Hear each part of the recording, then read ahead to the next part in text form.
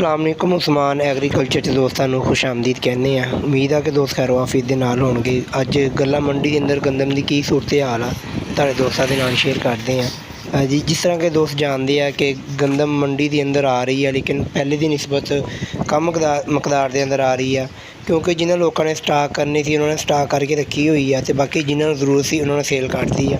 ਬਾਕੀ ਬਹੁਤ ਘੱਟ ਯਾਨੀ ਕਿ ਮੰਡੀ ਦੇ ਅੰਦਰ ਗੰਦਮ ਆ ਰਹੀ, ਤੁਸੀਂ ਵੇਖਦੇ ਪਏ ਹੋ ਕਿਤੇ ਕਿਤੇ ਢੇਰੀ ਲੱਗੀ ਹੋਈ ਆ।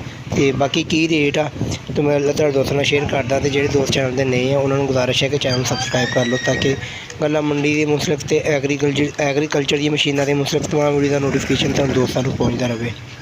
ਦੋਸਤੋ ਸੂਰਤ ਹਾਲ ਗੰਦਮ ਦੀ ਕੁਛ ਇਸ ਤਰ੍ਹਾਂ ਵਾ। ਪਿਛਲੇ ਦੋ ਤੋਂ ਤਿੰਨ ਦਿਨ ਤੱਕ ਜੋ ਗੰਦਮ ਸੀ ਤਕਰੀਬਨ 2700 ਤੋਂ ਲੈ ਕੇ 2800 ਰੁਪਏ ਤੱਕ ਫਰੋਖਤ ਹੋ ਰਹੀ ਸੀ, ਲੇਕਿਨ ਅੱਜ ਉਹਦੇ ਅੰਦਰ ਕੁਛ ਨਾ ਕੁਛ ਥੋੜ੍ਹੀ ਸੀ ਬਿਹਤਰੀ ਨਜ਼ਰ ਆ ਰਹੀ ਆ। ਅੱਜ ਜਿਹੜੀ ਟੌਪ ਤੋਂ ਅੱਛੀ ਢੇਰੀ ਆ ਉਹ ਤਕਰੀਬਨ 2900 ਰੁਪਏ ਤੱਕ ਜਾ ਰਹੀ ਆ। ਬਾਕੀ ਦੋਸਤੋ 2500 ਤੋਂ ਸਟਾਰਟ ਹੁੰਦੀ ਹੈ ਗੰਦਮ, 2900 ਰੁਪਏ ਤੱਕ ਗੰਦਮ ਜਾ ਰਹੀ ਆ।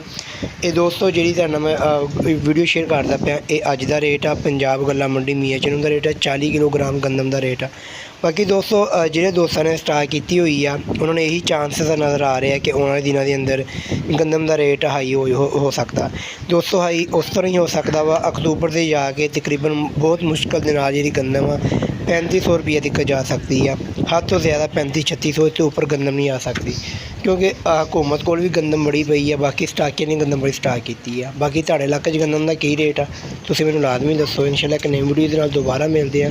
ਦੋਸਤ ਸਾਹਿਬ ਦਾ ਬਹੁਤ ਸਾਰਾ ਖਿਆਲ ਰੱਖਿਓ। ਅੱਲਾ ਹਾਫਿਜ਼।